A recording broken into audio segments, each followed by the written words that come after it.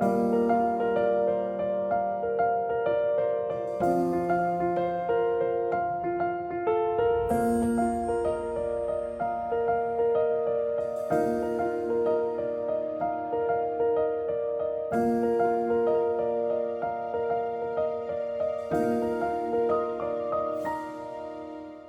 realmente lo que estamos haciendo es concluyendo este día una serie de mensajes que comenzamos en nuestro retiro en Semana Santa.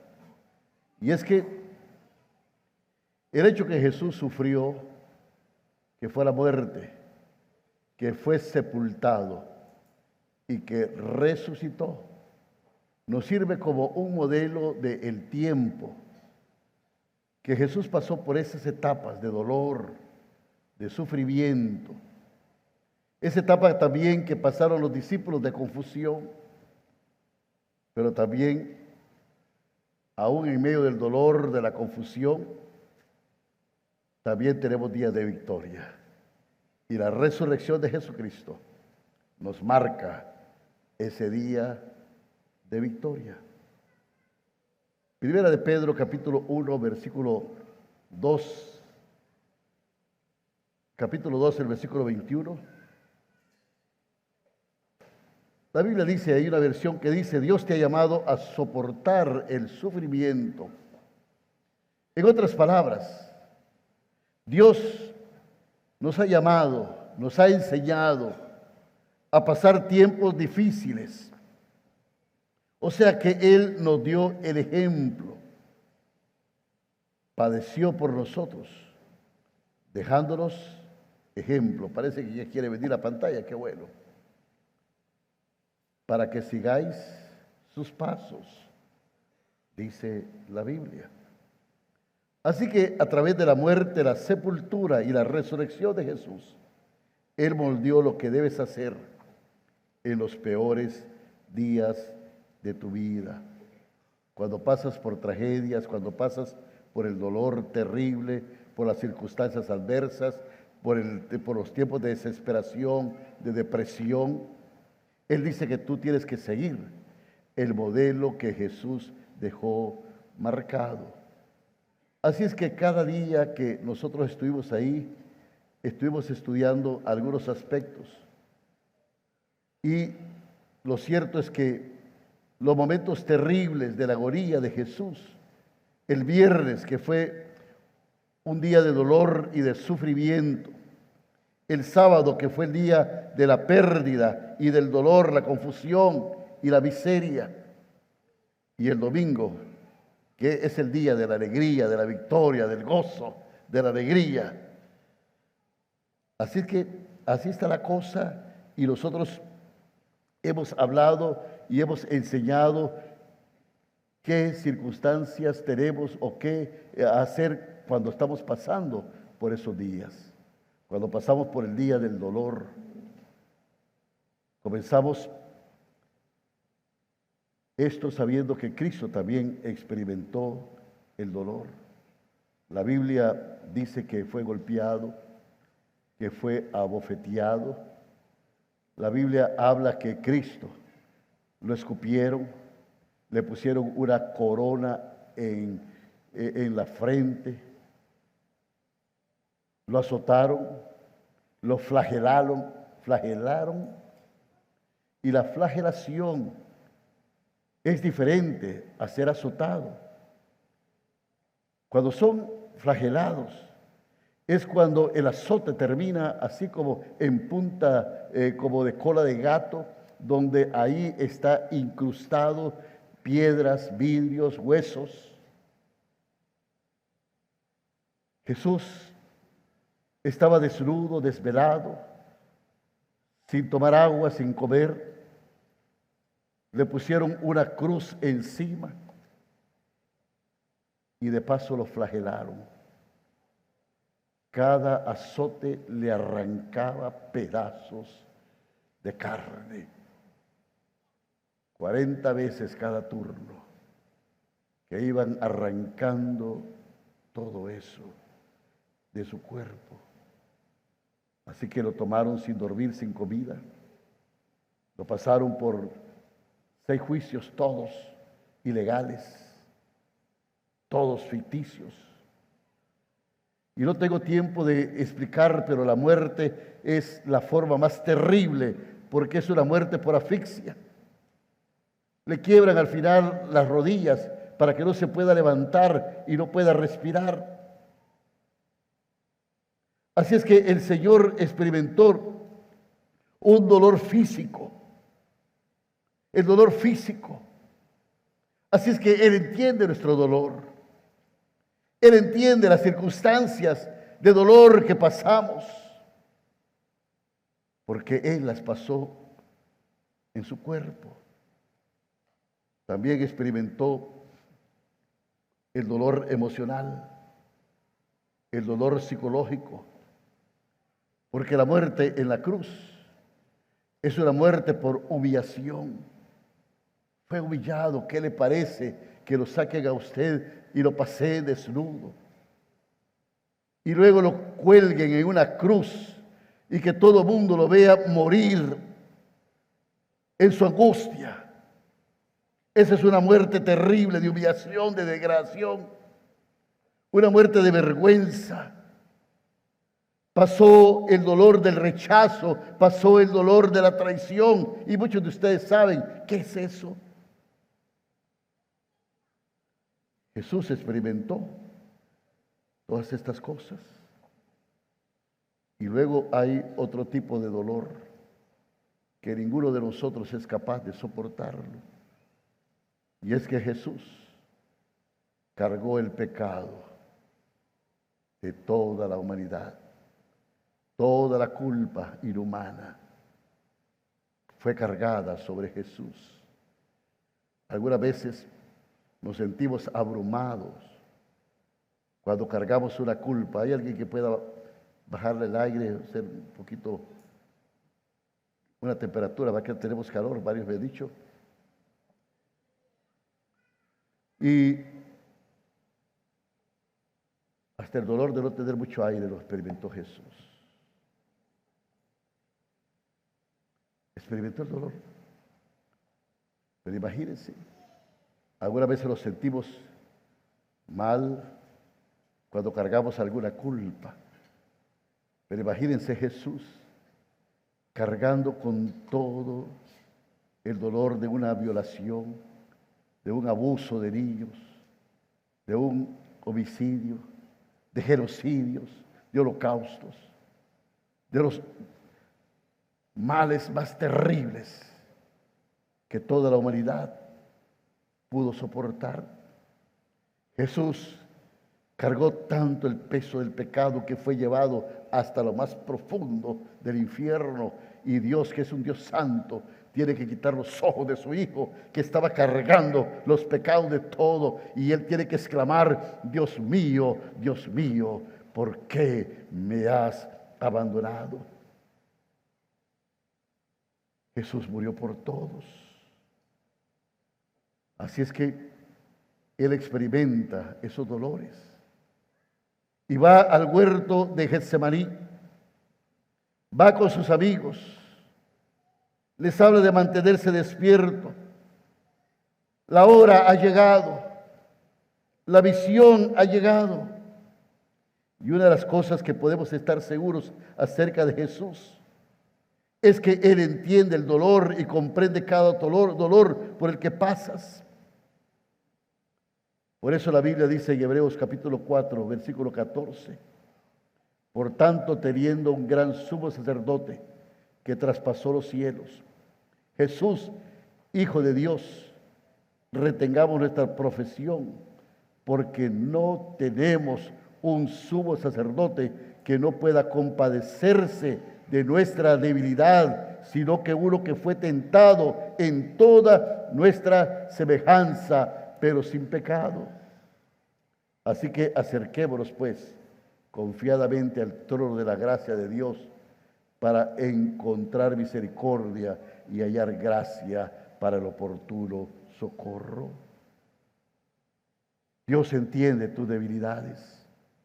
Dios entiende tu dolor, porque enfrentó las mismas pruebas y tentaciones para que nosotros podamos confiar en Él. para que podamos seguir sus pasos. El libro de Hebreos capítulo 2 dice que Él gustó la muerte, o sea, que Él experimentó, Él saboreó todo lo que es el dolor. Él conoce el patrón, el camino, y Él tiene el poder de atravesar todos los viernes, los sábados, para levantarse como un domingo en victoria. Y eso es lo que Dios quiere. Así es que, ¿qué haces cuando pasas tiempo de dolor? Bueno, sigamos el ejemplo de Jesús. Número 1, ¿sabe qué hizo Jesús? Llamó a sus amigos. Llamó a sus amigos. Eso es lo que hizo Jesús. La presencia de amigos puede ser útil. Dice que Él fue al monte Getsemaní y llevó a sus 11 discípulos con Él. Ya Judas había muerto. Llegó a una etapa y Él dice: velad conmigo, orad conmigo. La hora se acerca. Velad para que no entréis en tentación. Y luego toma a 3 de sus discípulos, a Pedro, a Juan y a Jacobo, y se va un poco más allá. Y luego les dice: quédense aquí, mientras yo voy un poquito más adelante. Tan cerca como ellos lo podían ver. Y ahí cayó al suelo a orar. Y era tanta su angustia, su dolor, que aún sudaba gotas de sangre. En ese momento, Jesús no ocupaba un sermón, no ocupaba reglas, no ocupaba a alguien que estuviera aconsejándole, ocupaba a alguien que estuviera con Él en esos momentos. Por eso es que es tan importante que usted forme parte de un grupo de desarrollo. Aquí en la iglesia lo hay. Suelen nos estaba hablando allá en el campamento cuán valioso fue las oraciones cuando su esposo Marlon murió. Todo el proceso de enfermedad que fue por más de 2 años. Como el grupo. Y fue tan bonito porque ella pasó a dar testimonio y todo el grupo pasó. Porque son una familia. Mi hermano Neri me contaba que vino a la iglesia. Y él fue muy sincero. Dijo: a mi esposa no le gustaba la iglesia. Pero una vez que fuimos al grupo de desarrollo y empezó a conocer los amigos y las personas, le empezó a gustar y ahora está feliz. ¿Y sabe qué? Eso es lo que necesitamos, llenarnos de amistades, porque sabe que el compañerismo nos hace que nos respaldemos los unos a los otros. Amén. Y Jesús lo hizo.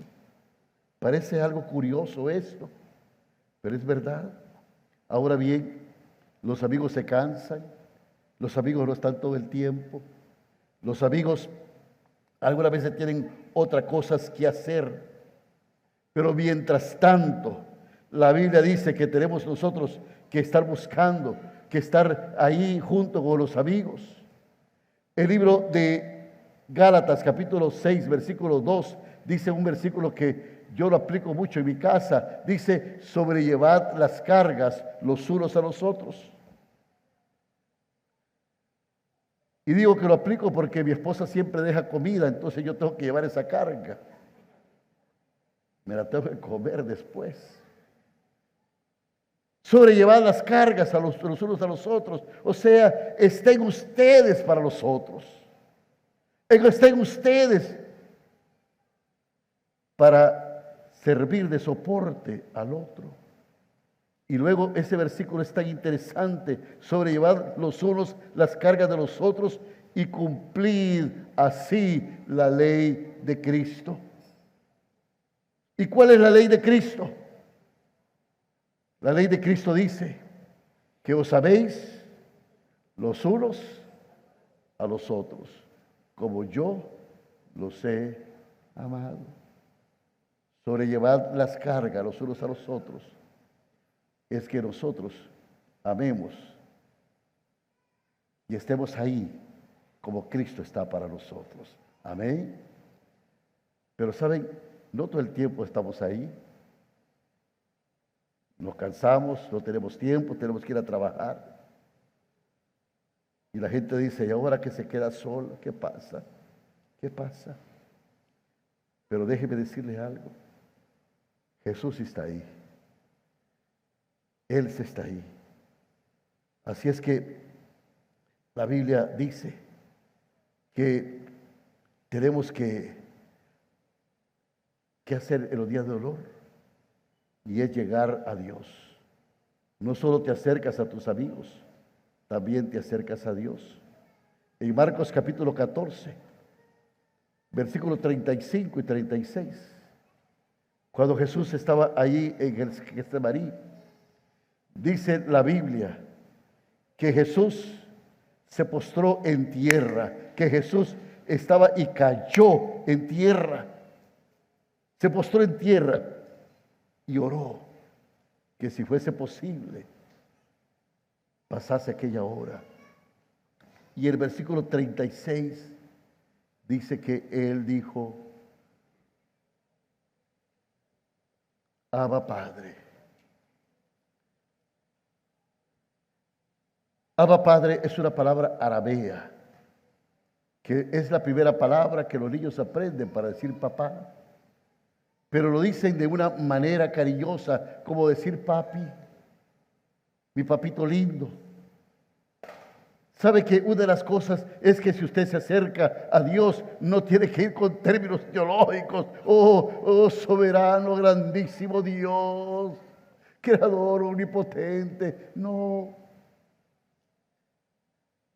En nuestro dolor, en nuestra necesidad, vamos con lo más tierno. Vamos sabiendo que Él es nuestro Padre. Y le decimos, papá, mi Dios, tengo esta necesidad, tengo este dolor. Y hay tres cosas que vemos en este versículo. Lo primero que hay que hacer es que hay que reconocer el poder de Dios.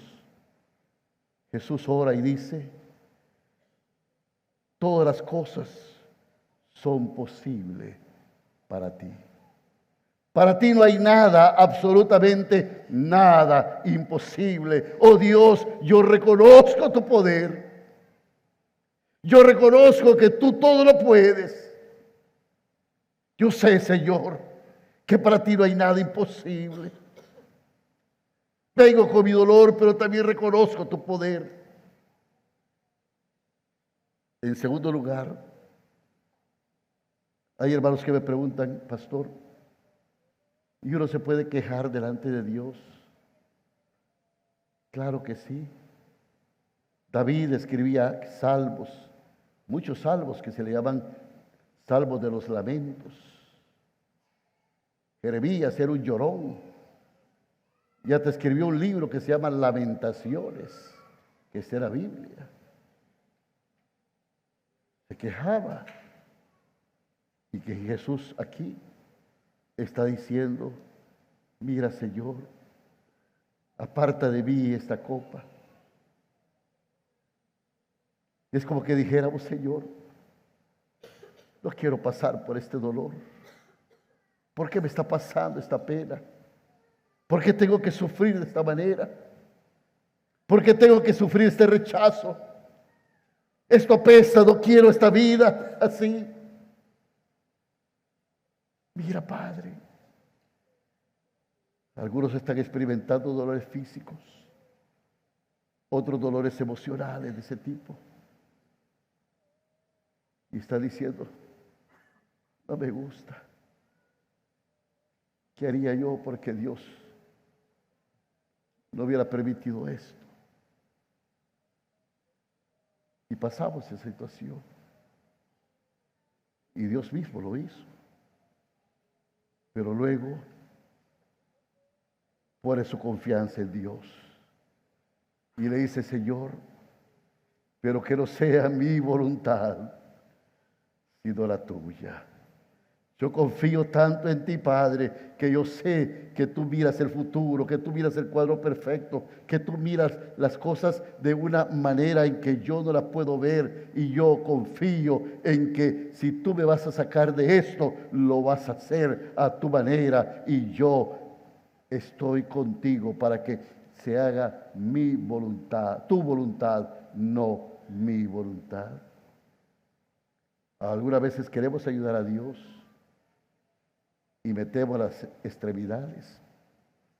Así como Sara, cuando Dios le dio y le prometió el hijo de la promesa. Y como el hijo no venía, ya Sara tenía 90 años y Abraham ya tenía 80 y Abraham 90. Y yo creo que un día Abraham se le quedó viendo y la miró ahí, meciéndose en una mecedora, ahí que le colgaba hasta la baba ahí con la viejita aquella. Y dijo, no, ya no la hacemos aquí. Y le quisieron ayudar a Dios. Entonces le dice, aquí está mi concubina. Y ahí nace Ismael.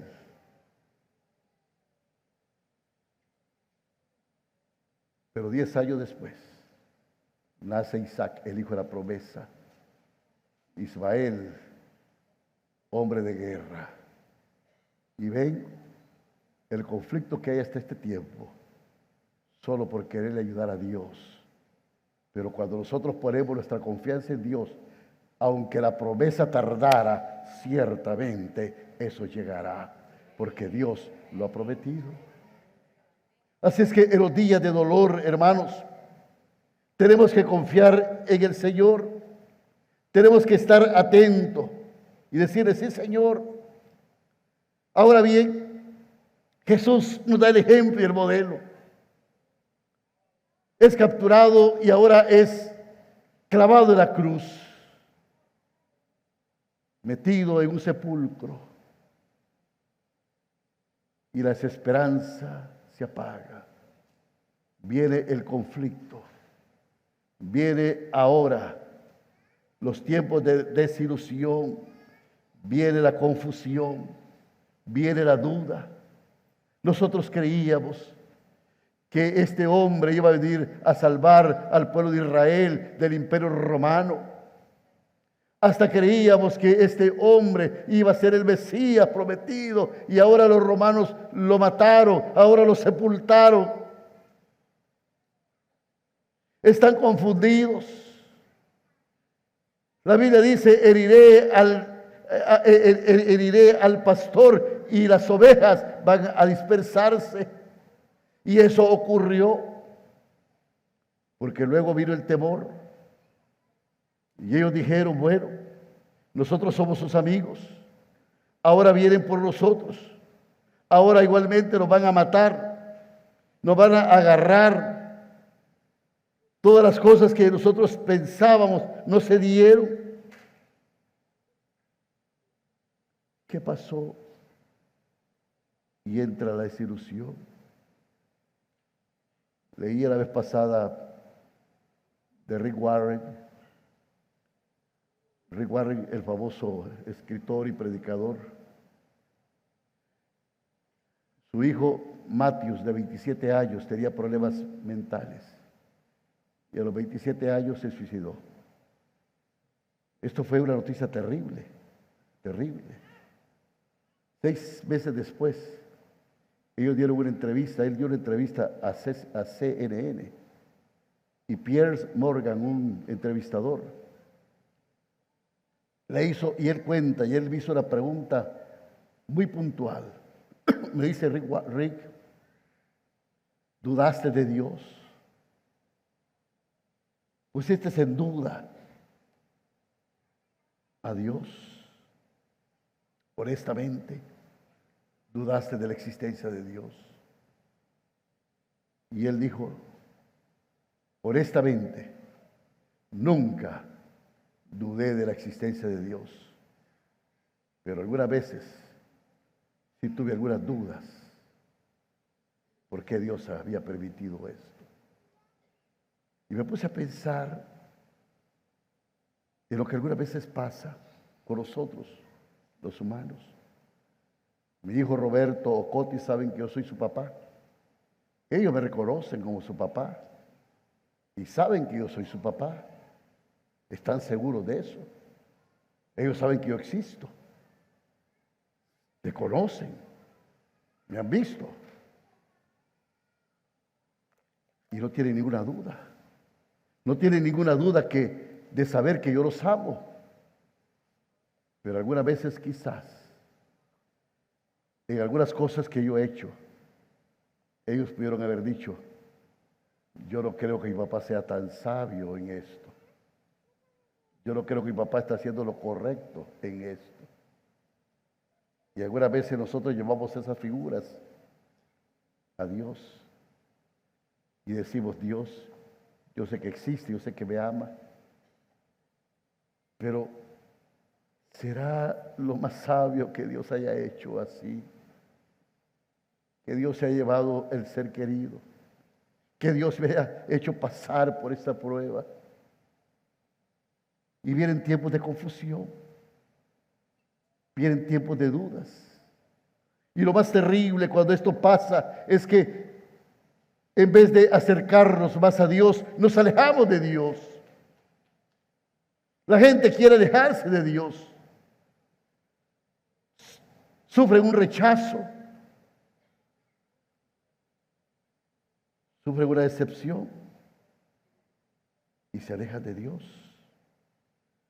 Así es que, mi hermano, lejos de alejarse de Dios, es acercarse a Dios. ¿Y cómo te acercas a Dios?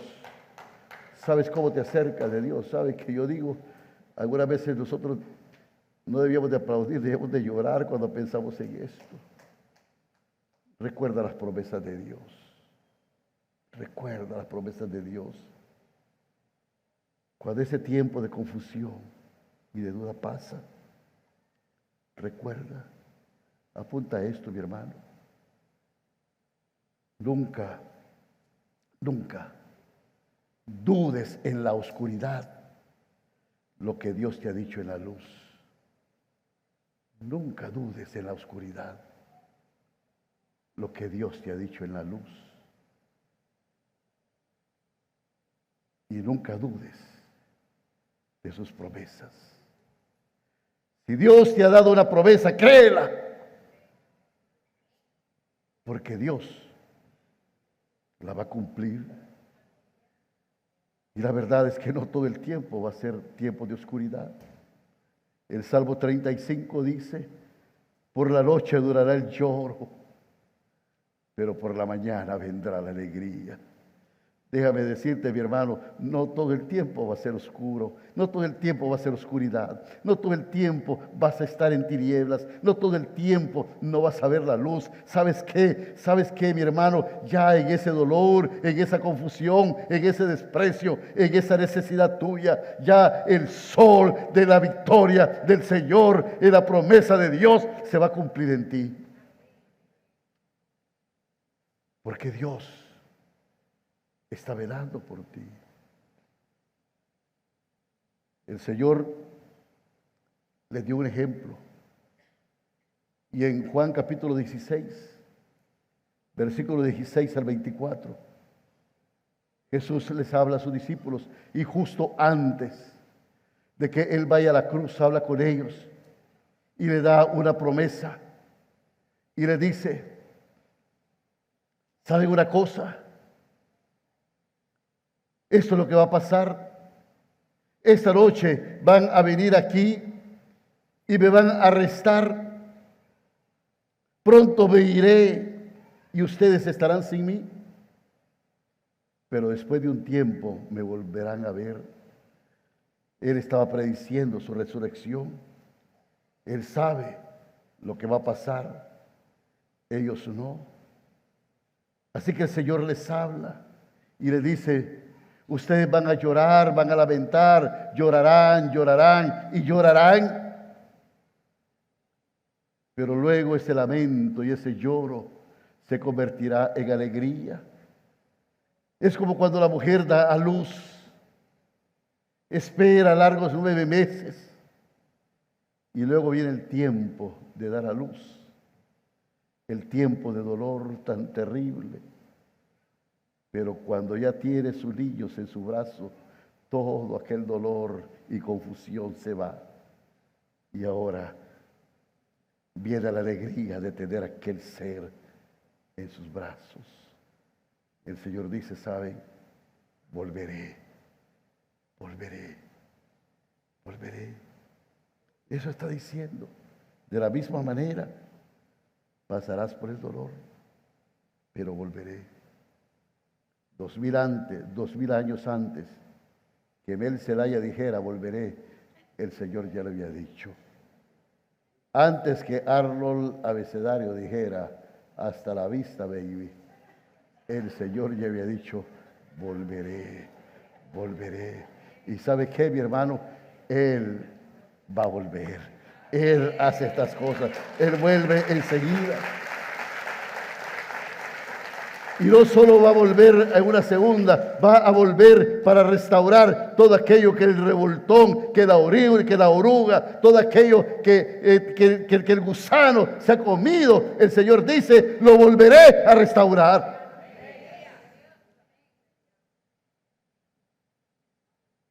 El Señor habla y Él dice que toda ceniza, dice, vendré para todos los afligidos de Sión, en Isaías 61:3.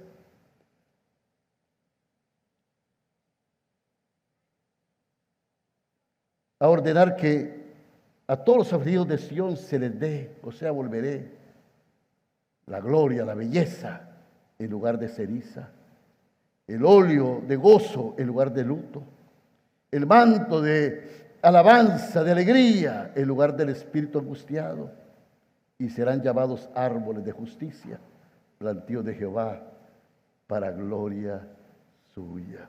Dice, ¿sabe qué? Volveré a cambiar tu luto en alegría.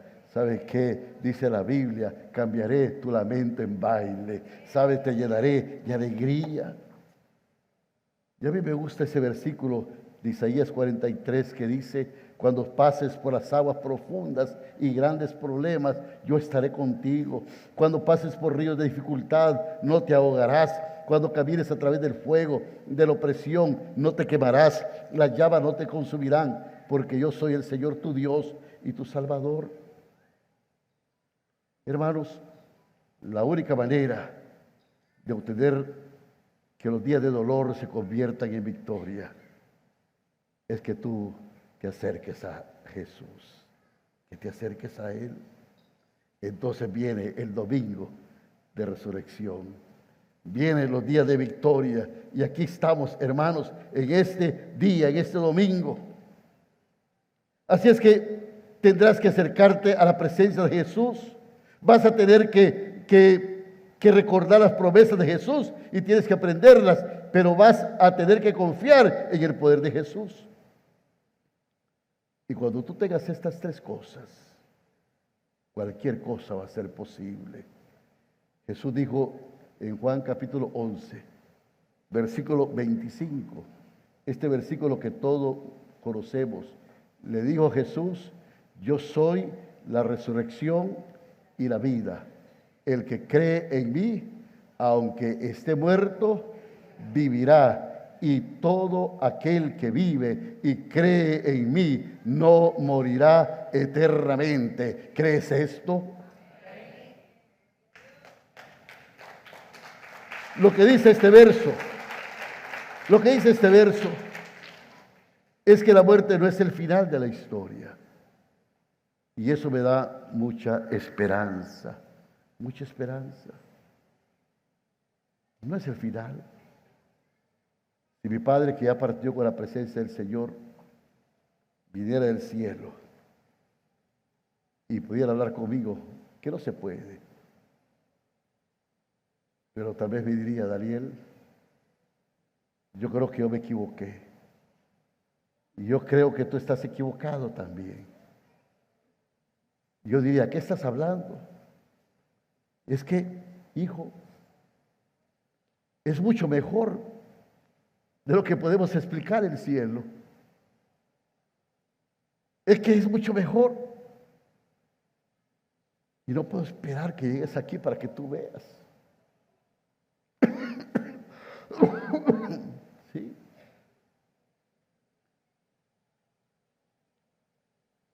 Nuestras mentes son finitas. Nuestras mentes son pequeñas. Nosotros solo podemos ver 3 dimensiones. Y el cielo son no sé cuántas dimensiones. Y para que podamos entender el cielo, hermanos, es como que queramos hacer que una hormiga aprenda internet.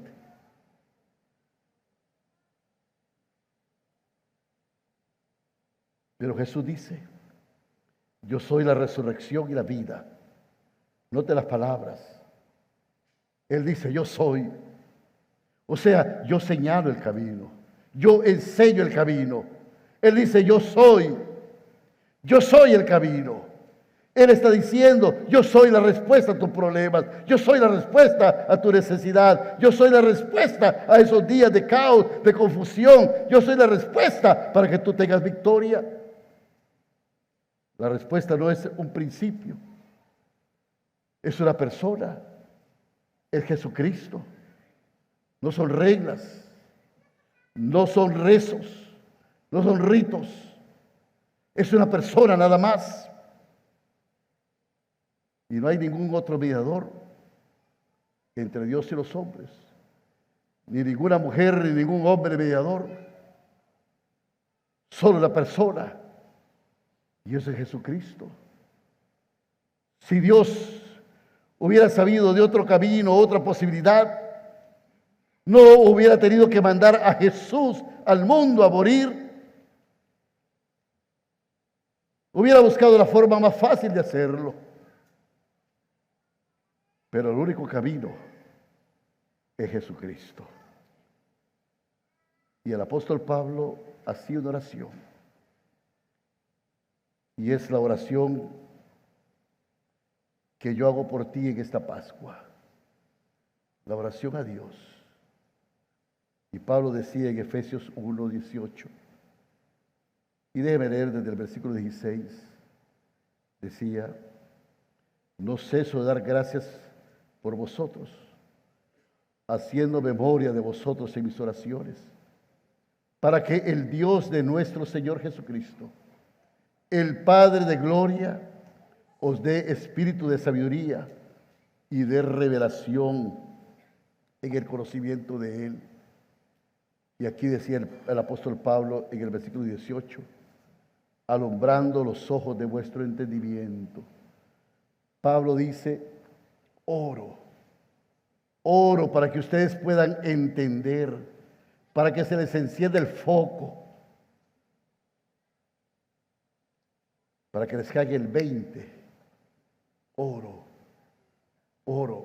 para que sean alumbrados los ojos de vuestro entendimiento, para que sepáis cuál es la esperanza a que Él os ha llamado, y cuál las riquezas de la gloria de su herencia en los santos, y cuál la supereminente grandeza de su poder para con nosotros los que creemos, según la operación del poder de su fuerza. Y el versículo 20 dice, a ver, léalo conmigo, la cual operó en Cristo, resucitándolo de los muertos y sentándolo a la diestra de Dios en los lugares celestiales. Vamos, den un aplauso fuerte y diga gloria a Dios.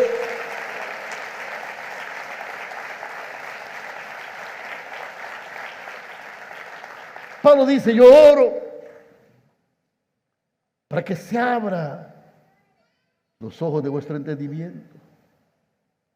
La verdad es que el entendimiento no tiene ojos. Pero así como tenemos los sentidos físicos, también tenemos los sentidos espirituales. Y las cosas del espíritu se disciernen en el espíritu, en los sentidos espirituales. Y Pablo dice, ¿saben una cosa? Mi oración es para que ustedes puedan conocer ese poder que levantó a Cristo Jesús de entre los muertos, ese poder que levantó a Cristo Jesús de entre los muertos, es el mismo poder que actúa en ustedes.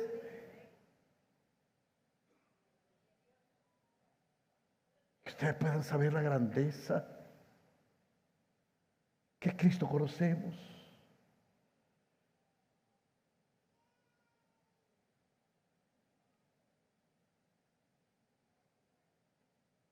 No mire cuán grandes son sus problemas. Mire cuán grande es su Dios. Él es poderoso. Él es poderoso. Cuando yo pienso en esto, y cuando yo pienso que un cuerpo muerto puede volver a la vida por el poder de Dios, que Él puede resucitar cualquier cosa, yo digo, gloria a Dios. Yo puedo decir, aleluya. Allí en el campamento estábamos, terminamos la predicación. Estaba el pastor Juan Fernando y le dijo, Fernando, vení, cantaba unos coritos. Y empezó a cantar unos coritos alegres. Y en el momento empezó a saltar y dijo, vengan hermanos, empiecen aquí a danzar. Y yo dije, no, aquí. Y en la segunda fila teníamos unos hermanitos que tienen un poquito tiempo de venir aquí, de una iglesia muy tradicional. Y yo dije, wow. Ya se me fueron estos hermanos de la iglesia. Y de repente los veo que él empieza a hacerle así el pie. Yo dije, a ver, ¿qué está pasando? Yo estaba enfrente, ¿qué está pasando aquí? Y se le queda viendo a ella y ella empieza a moverle el brazo así. Y después de unos cantos estaban brincando ahí con la demás gente y después estaban en el suelo tirados los dos. Y yo me acerqué y dije, ¿qué pasó aquí? Y me dijo, hermano, nunca hemos sentido una experiencia tan linda en el Señor. Yo creo que el Espíritu Santo es soberano. Y Él puede hacer como le ronque la gana hacer. El problema de la iglesia es que se vuelve dogmática algunas veces. Y cree que sin el culto no hay una experiencia de estas. La presencia de Dios no está ahí, eso no es cierto. Pero a Pablo lo botó, a María la hizo llenarse de risa. ¿Saben, hermano? El Espíritu puede actuar. Y una de las cosas que usted puede hacer es que decir que ese poder de Cristo que resucitó a Cristo entre los muertos, es el mismo poder que actúa en usted para hacer que cualquier cosa muerta que está en su vida pueda resucitar. Y usted hasta se puede poner de pie y puede decir aleluya. Usted puede decir gloria a Dios. Usted puede saltar de alegría y decir aleluya. Aleluya. Es que yo me emociono. Me acuerdo de aquella viejita que iba a la iglesia, a una iglesia muy tradicional, y llegó un misionero y predicó la primera noche, y la viejita, cada palabra que decía, saltaba, aleluya, gloria a Dios, y dijo, ¿qué me molesta esa viejita? ¿Podemos hacer algo, pastor? No podemos con esta viejita ya. Y todos los hermanos de la iglesia, no, pastor, tiene que ponerle control, cállela, no sé qué. Entonces el predicador dijo, bueno, voy a hacer algo, ¿sabe qué? Habló con la señora y le dijo, mire, mi hermanita linda, yo tengo estas chinelitas que traje del África, piel de cocodrilo, bien elaborada, se las voy a regalar, oiga, pero la condición, cuando yo predique, no vaya a gritar gloria a Dios ni aleluya. Se queda calladita, calladita. Y la viejita se puso las chinelitas, le quedaban tan lindas. Dijo, ay, qué preciosas chinelitas. Bueno, aquí me las quedo. Y se las puso. Y va al culto con sus chinelitas nuevas. Y se sienta en la primera banca ahí. Y el pastor empieza a predicar. Y cuando empieza a predicar, dice, miren hermanos, yo me fui con mi esposa cuando teníamos 18 años, sentimos el llamado de Dios y nos fuimos a aventurar allí a las tribus que nunca habían escuchado el Evangelio y Cristo se manifestó y la viejita se miraba las chinelitas, se iba a se agarraba del púlpito, solo hacía y no podía decir gloria a Dios. Y luego el predicador dice, miren, fuimos a tribus salvajes, sabe que estuvieron a punto de matarnos y no sé qué, nos capturaron, pero el Espíritu de Dios estuvo con nosotros y esa gente se convirtió. Y la viejita que hacía la banca se miraba las chinelitas y se agarraba duro y no podía saltar. Una vez nos agarraron los caníbales, nos tenían en la olla con agua, ya nos iban a comer cuando Dios los tocó el corazón, nos sacaron y se convirtieron en Cristo. Y Nevita, ay, miraba las chinelitas. Iba a gritar y se miraba las chinelitas. Pero saben, hermanos, dice, nos enfrentamos a un grupo de tigres y leones hambrientos que nos iban a devorar. Pero Dios les tapó la boca y nos libramos. Y la gente mira la chinelita, y se agarraba. Y después dice, pero yo tengo que decirles algo, hermanos, que el poder de Dios está aquí, porque Cristo viene pronto. Y la viejita se agarra las chinelitas, las tira y dijo, con chinelitas o sin chinelitas, ¡gloria a Dios! ¿Cuánto puede decir gloria a Dios aquí?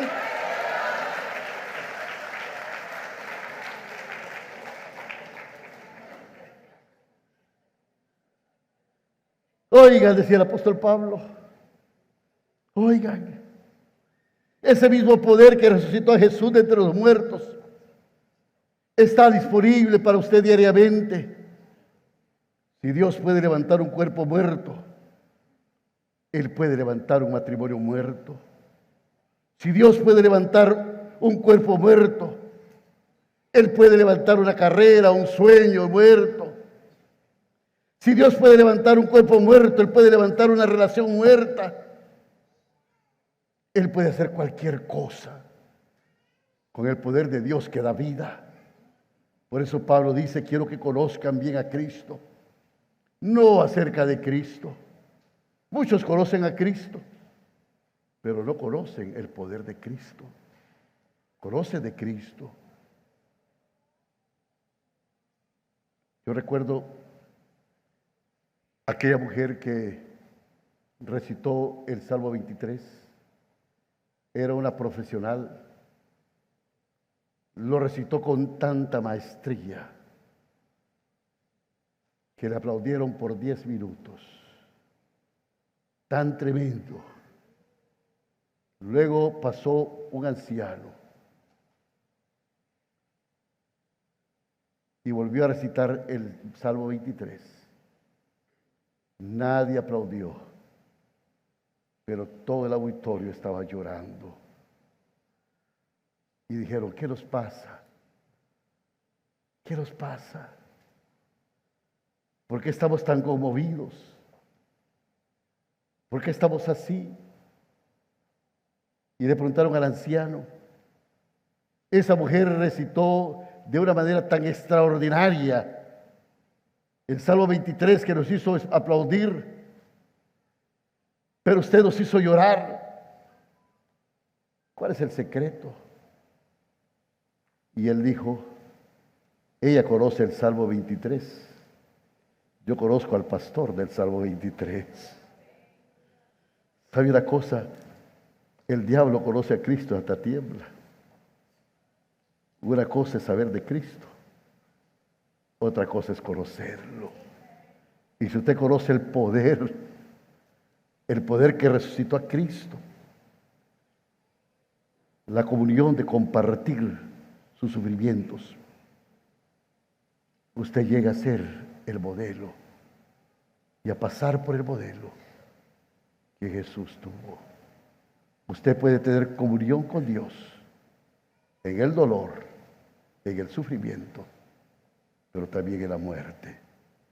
Y precisamente hoy venimos a esa comunión, con el sacramento de la cena, donde venimos a decirle, Señor, este proceso de dolor, de sufrimiento, tú lo pasaste y hoy lo sientas a tu mesa como nuestro Padre para decirnos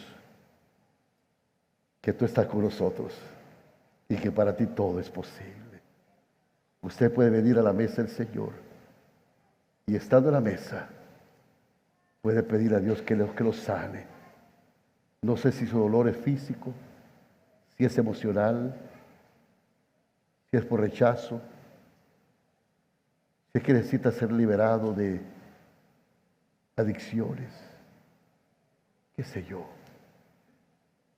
¿Sabe qué? Si Él resucita un cuerpo inerte, puede resucitar cualquier cosa que está muerta en tu vida. Él lo puede hacer.